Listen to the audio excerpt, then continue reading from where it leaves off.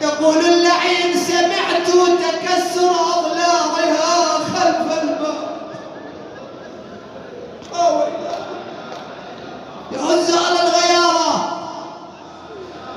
تقول أبو يا أبو يا أبو يا أبو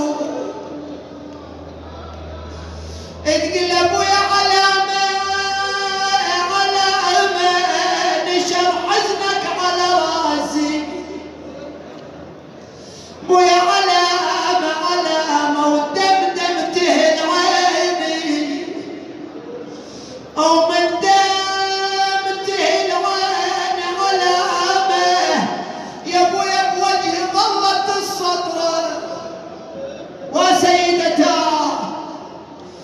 يا ابويا بوجهي ظلت لون الباب خافت صدى عيون الاجناب. زينب صار يا بتصدها عيون الاجناب. ترى زينب لاذت بدخان الاطناب. واذا كان الزكية تصيح يا ياب يا ياب. زينب من تصيح بصوت تنصاب. بالصوت يضربون زينب الله. وهي ام الحسين وشمر اجل. كان يقراها الاستاذنا وعزيزنا رحمه الله عليه سيد جاسم الله يرحمه. سيد جاسم خادم الحسين كان يقراها يقول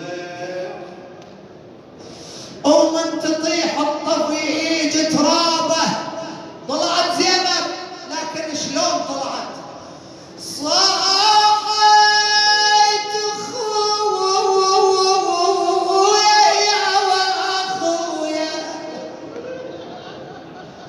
ويا طريت الظلم والخيل والنار والخيل والنار. خيل وظلم ونار وهي مع بعضها.